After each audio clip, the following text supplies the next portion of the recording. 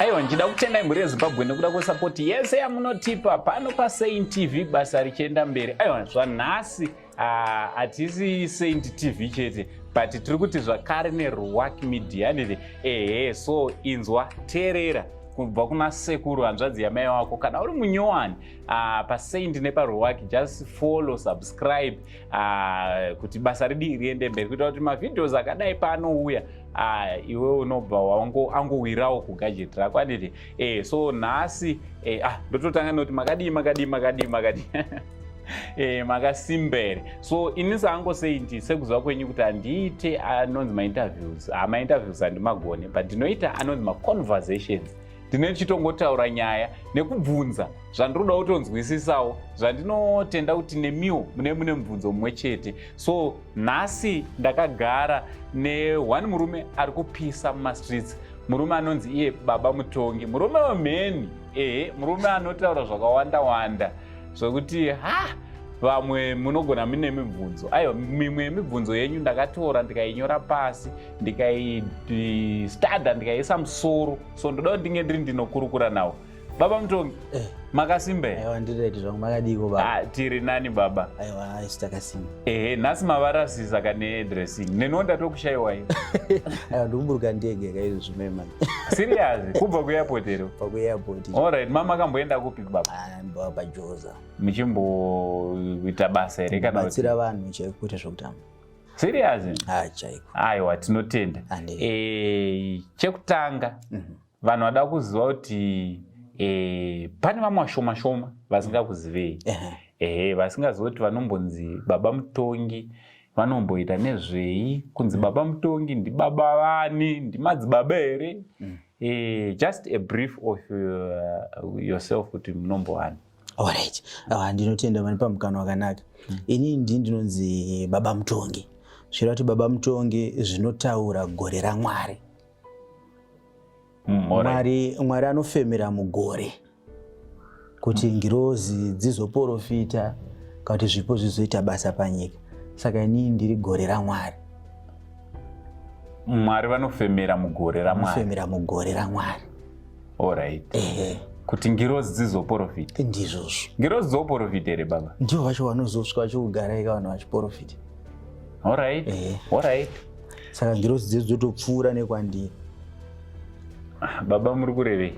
Muri kuti imimi you are the main man when it comes to prophetic in general yese here kana kuti yekumadzibaba chete? Yese. Kunyangwe neprofesi inorohwa nemafundisi. Alright, tine mafundisi ekumaPentecostal. Chero yekuRoma, chero yekuMethodist. Vanotopfuura nepandiri. Ndovapa chance. Chiendai munoita basa. Baba, munotivhiringa. Zvichirevei izvozvo? Zvichireva kuti Mwari agere mandiri. Indonzwa izwi raMwari. Voice raMwari pachake. Alright. Range ichitaura kuna Moses ndo randonzwa. Alright. Alright. So kuprofita izvo makazvitanga gore ripi baba? Ndazvitanga ne9 muchiri kuchikoro? Ndichiri kuchikoro. Alright, api mascenario akamboitika muchiri remember kuti pandakatanga kuprofita ndichiri mudiki paya zvakadai? Inini chakaitika ndechekuti panga pane kamunin'ina kangu kanonzi Panashi. Kakatomboshaya panguva yacho karwara. Akamukira mumaoko mangu zo. Akatira tsvina mumaoko mangu. Muchembere namudhara vakuenda naye kuchipatara. Kanzi pasina mwana. Ndo musi wandakatanga kunzwa voice musi uyo. Zvikanzi muka. Ndakatosara ndakarara semwana mudiki. Alright. Kanzi muka. Teera kwaenda baba naamai. Ndakamhanya murodhi. Apana changobva kumusha ndakatombozera Harare. Alright, muHarare mazvakaitikira. muHarare mazvakaitikira.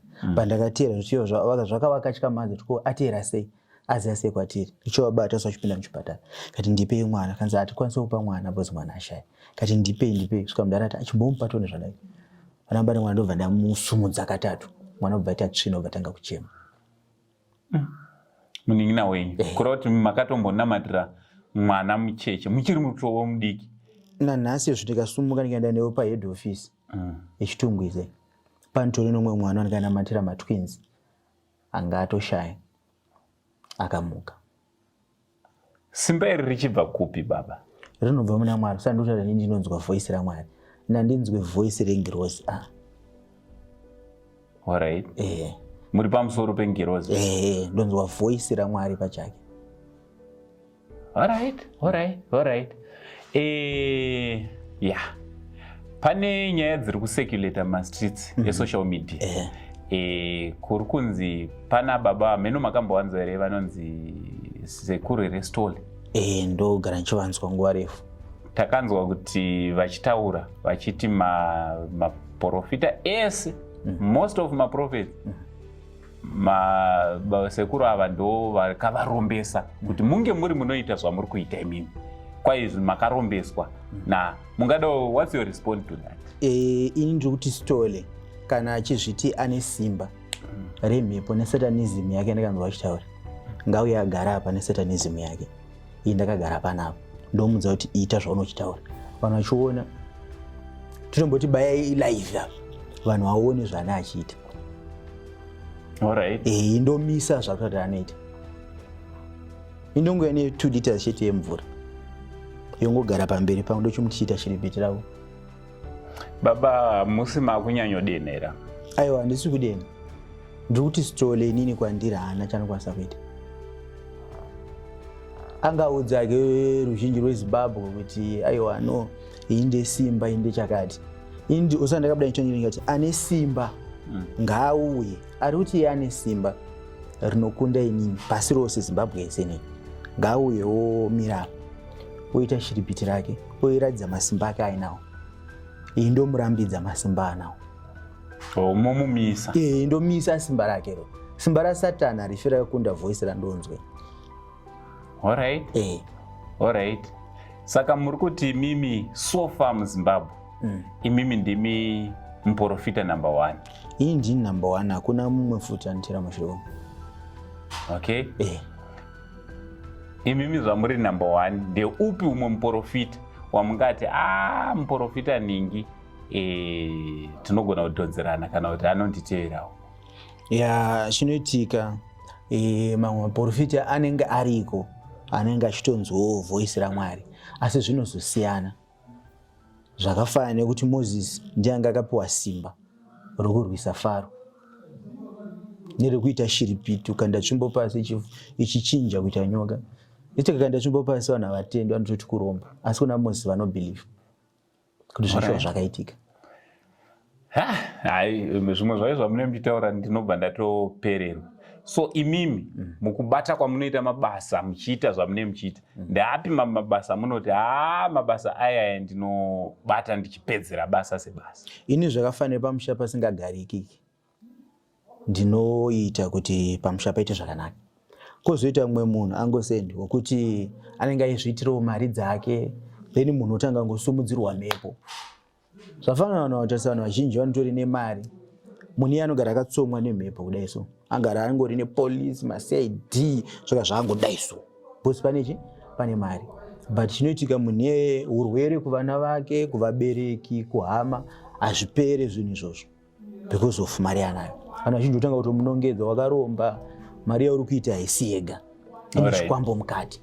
Saka ini ndinomugeza munhu wambona mombe ikaenda mafuro paya inodzoka ikazara zvinhata zvakasiyana siyana. Saka ini ndinokugeza zvinhata zvezvaunochisaidzirwa nevamwe. Kana mafriends chacho friend yako inoona inini ndiri patiri pandona kugezera kana jambwa randinaro takagara saizvozvo. Alright. Mukutowirirana. Kutokutakudza mhepo isine newewo. Alright, saka kureva kuti zvoni unogona kutoita dzimwe shamwari dzinenge dzisitori shamwari. Dzisitori shamwari dzinotokutakudza kurema. But iyoyo unozozviona patova paya. But mhepo inenge yakomba mauri hauchakwanisa kuibvisa. Alright. Baba panyaya yemasimba imimi kuchechi kwenyu munoverenga Bhaibheri? No, isu chechi kwedu hativerenge Bhaibheri. Chikonzero chiri chei? Bhaibheri kai varungu nevaifemerwawo naMwari ndo vakange vachinyora zvavainzwa zvichitaurwa munzeve dzavo. Saka ini kureva kuti inini shoko randinonzwa mandiri munomu ndoshoko rimwe chete rakanga richingotaura pakutanga. Plus bhaibheri rine zvimwe zvinhu 1 2 3 zvarakazenge rowedzeredzwa kuzoitawo zvimwe zvinhu zvechokwadi. Makazviziva sei musingaverengi? Bhaibheri hazvirevi kuti hatimbopotsi tichimboverengawo. Totoverenga. Hamuchiverengerei chinhu chisingachashande kwamuri? Zvinoita manje ndezvekuti hazvirevi kuti ndiri kuverenga izvozvi, but wokudhara waitombopotsa uchiverenga ukarota koto nzimboenda unovhura pana nhingi uchinzwa kuti nhingi aita basa rei, kati akanga achitumwa sei naMwari. Alright, so tiri kuti maitoverenga muchiroteswa? Uchiro mudikiwo paipawo zvichangotanga-tangawo. Basi mweya wachona umwe chetewo waikurotesai zvotorewo kuti unotoda kuti muverenge bhaibheri? Isusu chechi yangu inini kutoverenga nasika kuti vanhu verenge bhaibheri vanoverenga. Alright.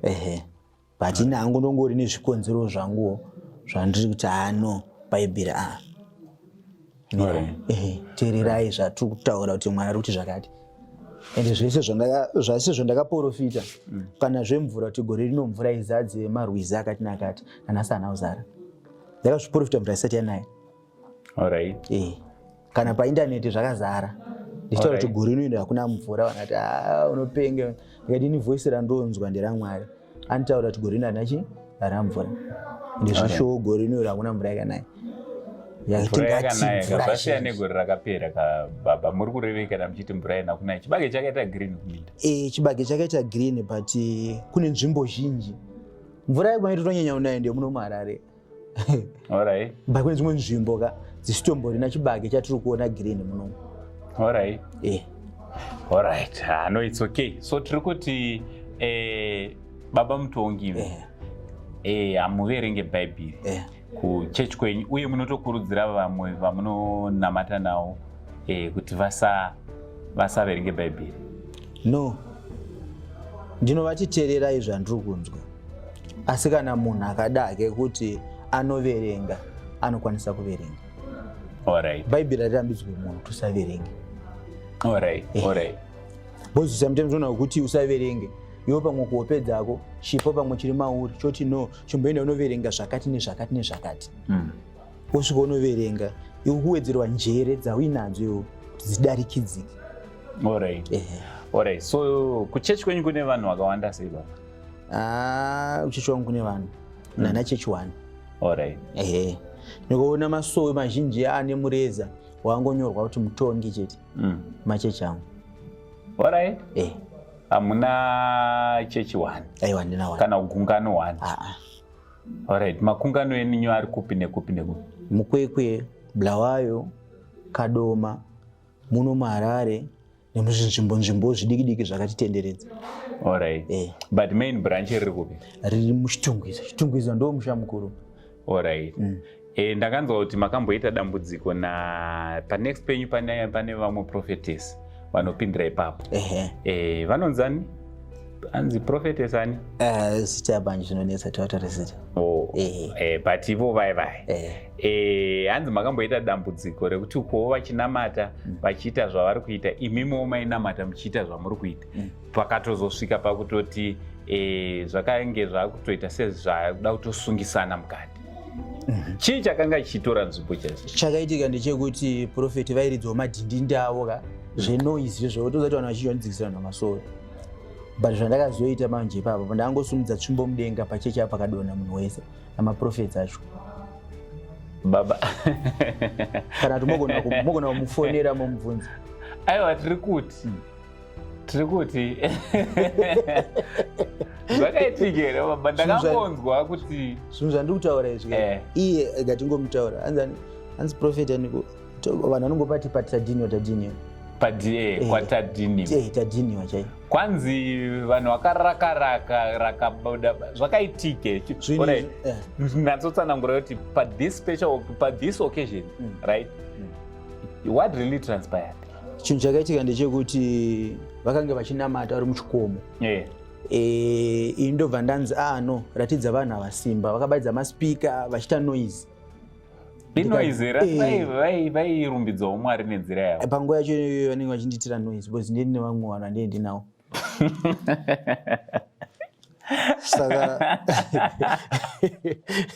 saka vadero manje ini ndakati no tauradzana Simba indokwanisa kudzima zvinhu zvako zviri kurira ndobva zvadzima musina kuenda ikoko ndisina kuenda ikoko ndobva ndadzima ndobva zvadzima zvese bva ivo vaizvizive ndo zvamuri kuita iye akazozviziva akwenda kudonedza vanhu vanga nawo ndopakazina noripota akundisungisa kuti uya kudonedzera vanhu vangu vari kunamata mukatu akati no pakuradzisa Simba chete alright kuroti makazotosungwa here zveshuwa paakaripota ipapawo vakomana vepeace vakauya vakati kwewo mutongi uri kunamata sei nemumwewo ari panext pako ndikati no uyu inyaya kuti haanzwisisiwo kuti kuno kune vanhu saka the more anoitawo noise kuno achanzwa kana mataura atechita sei atechiti saka ndasumudza tsvimbo vanhu vake vese hakuna munhu akamukira ikoko zvokuti ivo zviprofita aivapo ipapo pacho vakabva vamubvisa why because ndakamudonedza vese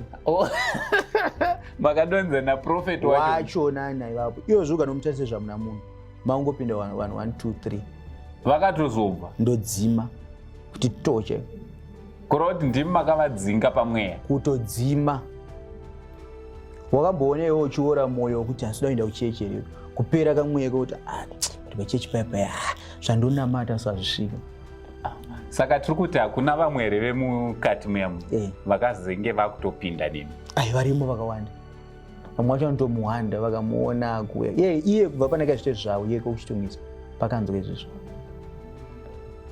kureva kuti anotokutyai anotonditya pato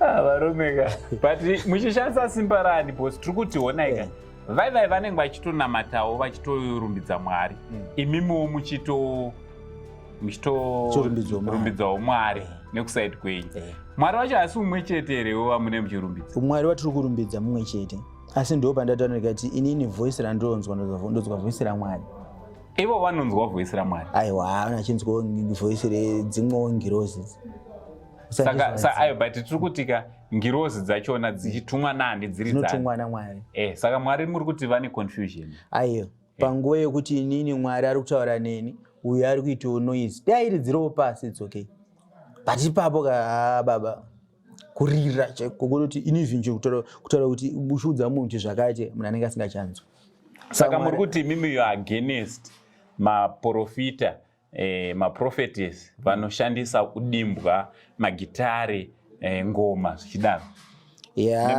nemaspika handizoti hangu ndinovapikisa mune zvavanonzwa bozumwe nemwe une calling yani yake but chinozoitika manje chongotiwo mukaonawo vanhu vemasowe vari padhuze nemi chingoridzireiwo zvinoenderana nekuti Mwari pasaidi akwanisa kunamatawo zvakaita sei zvakanaka bo chinozoitika ndo patanga makwikwi ipapo patanga kuroyana alright saka zvadaro sangano riri kukura vamwe vabuda museri muyamuya vatokujoinai ndeapi matambudziko anowanzouya kuchechi kwenyu amunobatsira imi right matambudziko anobatsira inini akawanda sekuti une uchinzwa voice raMwari rasiyana nengirozi nekuti ngirozi yakanzi ndiye kuuchika iyi ndiye kurwa hondo iyi ndiye kuita chakati ini ndinotaura kuti chese chinonetsa munhu either uri kurota uchirara nechikwambo either mumusha menyu mune nhau yengozi either pamba hapachagarikike oro watenga land yako sezviri kuita vanhu mazuva ano kuti anenge ane mari yake otenga kaland yakakura otanga kutengesa mastendi ipapo then pouya umwe munhu achimudzvanyirira kuti wewe nzvimbo ina ichazi yako yayangu izvozvo ndinoona kuti ndikaita zvinhu izvozvo munhu anopenga zvakafanana kuti muborodheo padhuze pablue roof apo yaMugabe pane umwe munhu anga akatenga pamusoro apa ndataura zita rake patatenga pamusoro ipapo papindira vamwe pane chikoro so papapindira vanhu vanga varipo zvokuti iye aiti akasvika panzvimbo pake pairohwa nemhino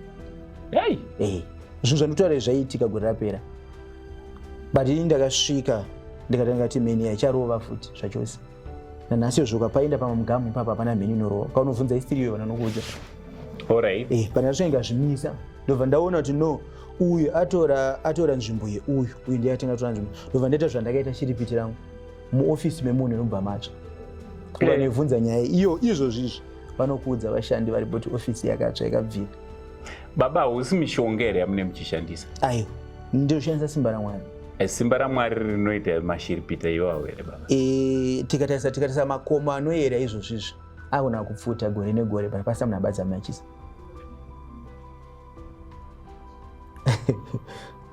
Alright. Ari ringori mashiripiti? Ringori shiripiti raMwari kuzviratidza kwake. Saka muri kuti mimi mune simba rekuinfluenza Mwari kuti vange vari vanoita shiripiti rekupisa ofisi yemunhu. Ini ndinomukumbira kuti Mwari uona apa zvinhu izvi ndezveuyu, asi uyu akuuya nekudzvanyira kuti ane mari kudarika uyu. Ini Mwari obva anditi chitora chaka nechakati udai ndoita zvinhu zvezvi mobvira mapepa yobva atsva. Nanhasi apa munhu akambopa vaka pane vavo paangodaro nanhasi. Alright. Bozi uyu aita akasvika aigona kuzvimba makumbo mhenero. Inini uyu ndakazomuseta kuti akasvika ipapa nditanga kupenga. Saka hapana chida kusvika ipapo. Savesa hapana akazo. Ndakatopiwa masitenda angu 3 izvozvo imomo. Nebasa iroro ramakabata. Nebasa iroro. Alright. Tikaenda paWarren Park pane umwe munhu aivaka, but stand yaivaka inge stand yemumwe. Ndobva ndasvika abva ndangoita zvandakaita pastand iyoyo. Vese vakabva tosiya the very day iro. Kuti kana kuradza imba iyo nanhasi yavako yabva yasirwa ipapo. Musana unorwadza uchinzongori kuchekwa nejeka cheka. Saka hamugone here kunge muri munogadzirisira varedzi chaivo chaivo? Izvozvo ndo zvacho ndo pane main point yangu yapo yekuti wese atambudzika nenyaya dzakafanana idzodzo ndokugadzirisa nzvimbo yako ikava yako. Alright. Alright, pane nyaya dzekupwanyirwa dzimba dzinomboitika dziya idzi. Umwe munhu anogona kubatikana kuti chimbondisotirai vapwanyi, munoita sei? Ipapo manje iyo yasikireti yangu nemunhu anenge azoya kwandiri kuita tisati tiri kupikisa mutemo wenyika. Ndakuratidza simba rangu zvakanyanya kumutemo wenyika unoti akweuwa kuita sei. Yasikireti yauyawo kuti urati uyu ndiye akasumudza chigiredi akapasa imba yako, saka wafungei? Baba ndakatora picture iyi toita zvatoita. Ndopaunozungudza uchinzi munhu akaremara akatanga kupenga but aidhirevha zvigiredi achiputsa dzimba dzavanhu. Alright. Bozi munhu anatemisa mari pamwe yakakurisa. Alright, baba tine case yamufundisi anditi. I think makamboinzwa nyaya yepaWesley. Takatomboita yamufundisi vakatora imba yevamwe baba vari nonzi Baba Muchenje. Makamboinzwa nyaya iyoyo? Ndakaiona nyaya. Hamuna here nzira dzamunogona kubatsira nadzo Baba Muchenje vakauya kwamuri? Baba Muchenje ndaitomboda. Why ndiri kudaroka? Ndiri kubvunza izvi because Baba Muchenje vanotogara panze for my years, but imba yavakavaka yeover 90,000 iripo. Ndafunga ndakatombonyora comment section ikati ngavauye. Alright. Kama mukavaona vakumbirei vauye. Asida mari yavo, asida nguvabatsira mari. Ndiye munhu wekutanga iyi. Zvongogumira ipapo. Because avo ndingatovaite kuti vauye kana pane nzira dzokuti vabatsire. Ndinotoda kuti vauye. Vanouya neivhu repagedhi neivhu rekuchechi kwaprofeti yeyi. Nda kutobva ndamudzima kuti munhu achauya futi zvachose kwari. Saka muri kuti mapepa akafambisa kwazvakamiswa anogona kubva atodzorerwa? Unoziva here kuti munhu ukaita chitsotsi pachinhu chisiri chako midzimu yako haikurwire. Alright. Saka inyaya ndinoita ndichitaura kuti uyu ndiye auya pano, uyu midziyo iyi ndezvake zvinhu izvi patakatorerwa nechisimba. Saka indaa kuti kuchechi uku vanhu ngavachimira, kuno kukumba uku ngaachitanga kunetsana nemhuri yake, ngakusachiregedza kugarikika, ngaasarare achiregedza ngoshaya pisi kana zororo. Alright. Uyu nekushaya kwezvinhu zvese zvikatanga kumurwadza nekumuremera achadzoka kunoita ufunge mwangu sorry ozvinhu zvako gandirane chechi yangu ndingangotanga kunomudzimira kuchechi chete ozi ndokwe kuchibva mari. Alright. Saka kuchechi ndokwatodzima vanhu vese voora moyo osarwa iwe nemukadzi wako nemhuri yako nehama dzako. Alright. Pane pauchati sidha imari here kuhama dzako. Hama dzinobva dzaperegwa. Hama dzinobva dzaperegwa kuti chechi sei yazongodzima kudai.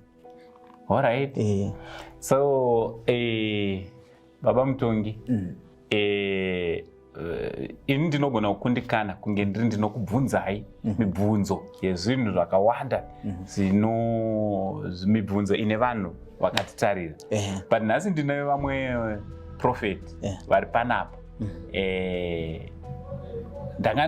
Patiri kurara nasho ino ndiri kufunga kuti kambokugarisai pasi tombokurukura tiri vatatu, imi muchiti hamuverenge bhaibheri, ivo vanoverenga bhaibheri. Are you open for such discussions? Pana chinhu chakaipa, because chinhu chese chatiri kutaura isusu ndechani, ndechamwari. Alright. Handina kana dambudziko nazvo. Alright. Ko nyaya dzemaback to sender husuro here? Aiwa, hakuna chinhu chinorwadza chakafanira nekuti umwe munhu anoromba zvaaromba okushandisira mwana. Alright. Iwe unonzwa sei kuti mwana wako musikana arara achibobodzwa usiku hwese, but unyazoziva kuti maoko angu yakachena, hana mushonga unogadzika pamwana wangu. Then umwe munhu, ini ndikaromba pandiri panapa, hazviiti kuti ndigadzike pamwana wangu, because ndinotoziva chinhu chichamushandisa zvichandirwadza. Pandotsvaga mwana womunin'ina, pakati mwana wababa kwababa mukuru kati wokwani musikana, ndiye unogadzika zvinhu zvipi? Zvinhu zvezvi. Kuziva rimwe dambudziko futi rine vanhu kuti vanhu vanenge vaenda nobata mishonga yavo. Ukatarisa maprofeti mazhinji nevanhu vakawanda vane vana zvirema zvagara mudzimba. Kwozoita mamwe mafamily uziva kuti kuna mwana vanenge vachitotya kana kusumuka kana kufamba nokuti kumba kwavo kuna profeti kune muprofita ariko. Alright, pane nyaya mangoitaura makuda kuisiya, nyaya yekuti maprofeti mazhinji vane vana zvirema. Zvii zvinenge zvaitika? Mishonga satanism inenge yabatwa, vanenge vachirwiswa here kana kuti ivo ndo vanenge vakatonojoina zvinhu izvozvo, vajoina zvinhu zvezvo. Uyo ake chaanenge akanakira ndechekuti aremadza mwana wake, ana aremedza mwana umwe munhu, ari kuzvishandisira mwana wake. Haisi zvinenge zvangoitikawo here munhu wacho, sokuti onai kababa mutongi, sokuti urema hunongoitika kune munhu wese. No, pane pazvakanyanya chero ukaenda pamba peng'anga unoona vana vake vamwe 2-3 vachipenga. Zvichirevei kuti mishonga handisi kutenderera mishonga. Alright. Kuroti vafundisi vane vana vanenge vachirwara njere kana kuti vakaremara, inogona iri mishonga here kana muri kureva kuti kudii? Mishonga. Because iwe ukabvunzisa mukadzi wake anotokuda kuti mwana wende kamubara zvakanaka, zvese story right, but ozombotangera pa5 years kuremara. Sa muri kuti pane urushandwa hunenge waitwa. Izvozvo inini hama dzai dzikasumuka dzikauya kwandiri ndoona kuzvipingenora, uyo anobva atanga kupenga pandozvipingenora. Upi iye wacho nyakuzviita. Alright. Andopenga achirotomoka achitaura zvese zvakaitika. Hama dzangu ndofunga muri kungozvinzwira. Nhasi tiri padare ratatirege tigare Baba Mutongi. Baba Mutongi vanobata vari kunzvimbo ichitungwiza. So nhasi tambovadana tikati nyaya dzinenge dzichingotaurwa nekuseculata, regai timbodzitaura nawo muchizvinzwira from the horse's mouth. Baba mutambotaura zvasekuru Stole, mukati mimi muri kutoda nezvavo. Stole hana simba ranaro. Samuri kuti zvese zvinotaurwa nasekuru Stole kunyepa here nekuchikidzira? Stole pamwe pari pandinoti hangu ana achitaura chokwadi, like zvandikutaura zvekuti vanhu vanenge vakanobata mushonga then voremadza vana vavo. Kati umwe andoudzwa kuti uya nebhurugwa rehanzvadzi yavo, wozoona mwana musikana asi kuroorwa. Vamwe vacho vazhinji vakadzi nevanasikana vanotoshawa mabhurugwa avo pamaline, but kuti kubhurugwa rangu rakaenda patorwa nani. Izvo kupozona mwana akungorota achirara nezvinhu zvasinganzwisise, acharoorwa. Umwe wacho chero akati mwatori mwana itori pombi akanaka chaizvo ipapo, but unomona mwana iye asingaroorwi, asina na munhu anomuda. Kati anoona kuwana munhu anomuda obva arara naye kawana, obva atomusema, achadzokeredza kurara naye akutomusiya, because chinhu chiya chechaudzwa kuti uyu ndiye mukadzi wako ndo chimaoko chakwe. Saka iwo hapana paungada kuti mukadzi wako abve kwauri achirara naye achinorara nomwe murume. Saka chidhoma chinotochengerawo kuti munhu anenge apfimba uye angoora mwoyo abude pamunhu. Alright, saka zvinotoitika zvinezvo. Handina secret asingazivi inoitika mumhepo. Nyaya yema-spiritual husband and wives. Alright. Handina chasingazivi ende kuzvigadzisa sezvo ndozvigadzisa zvichipera. Alright. Ko tiri kutarisawo mugore rino iri. Ndezvipi zvamungada kupredicta kuti zvinogona kuitika mugore rino? Ndofunga ndakambotaura pane rimwe vhidhiyo tikati ndaona kumusoro kwaita marwo akasimba. Ndaitombokumbira kuti iye president wedu waMnangagwa vambouya vandione. Alright. Ngavambouya. Ndozviziva kuti pamwe sometimes vanomwe vanhu hobho vanenge vachiuya kwavari vachivabatsira vachiita sei.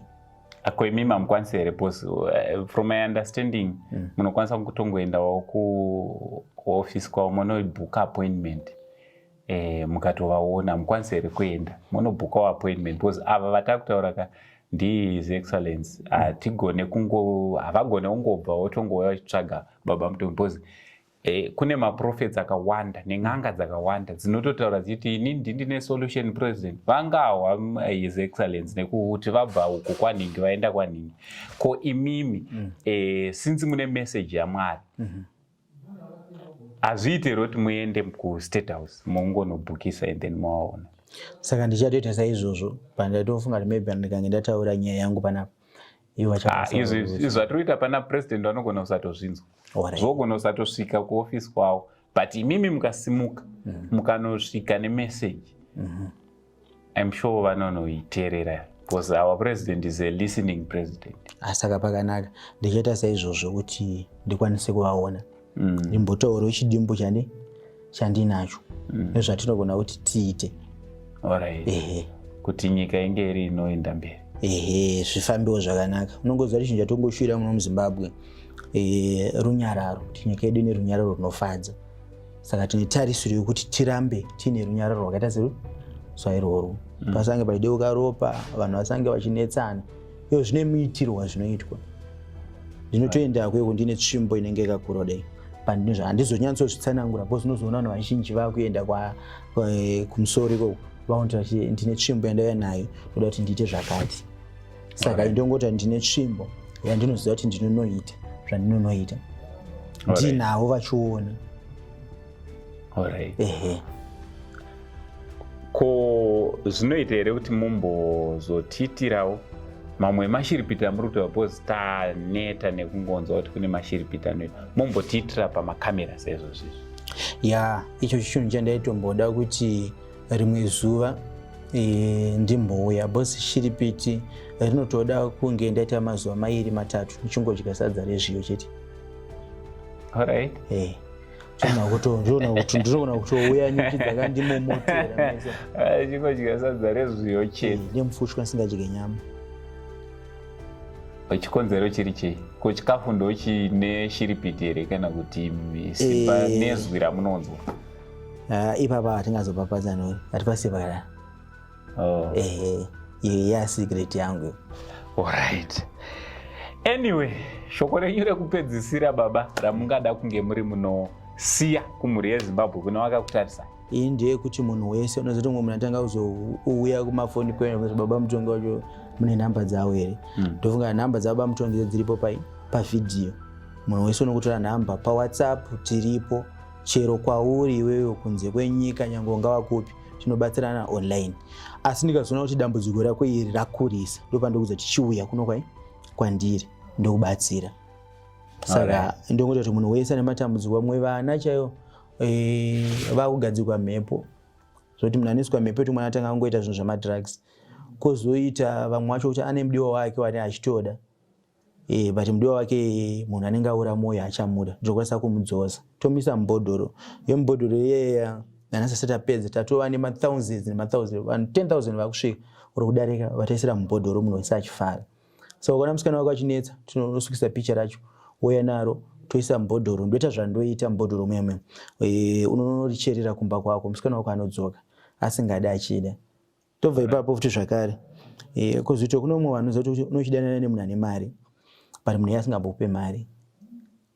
Kozoita mumwewo wokuti anenge akasumudza kambani pamwe musikana nemukomana vakanga vachidanana vosumudza chinhu chavo choenda mberi. The end apo zoona mukomana uyu akuona kunge uyu tsvina haachamuda ba, akutsvagari mwewo bhebhi raakuita se raakuda. Saka ini ndinogona kudzoserai pakutanga, asi musikana akangouya kwandiri akanditi zvidonhedzere pasi, ndozvidonhedzera pasi.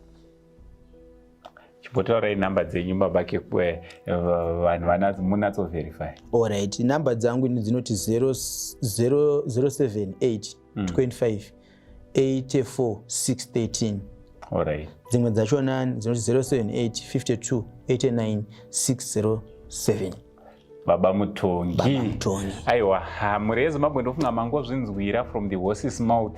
Tikaita nyaya dzekuti ndinouya pano ndotanga kutsanangurirai kuti Baba Mutongi vakazodai vakazoti ndinopesera ndakutaura nepasipo kana kureva nhema. Ameno kuti munozviona sei zvese zvataurwa naBaba Mutongi. Imi makasununguka kunge muri munonyora kucomment section kuti munofungei nezvenyaya yatinayo pano. Ayo baba, maita basa nekuva nesu pazuva ranhasi. Ndinotenda Uncle Saint. Aiwa, from Uncle Saint neRuwak Media for now tichiti it's much love and God bless.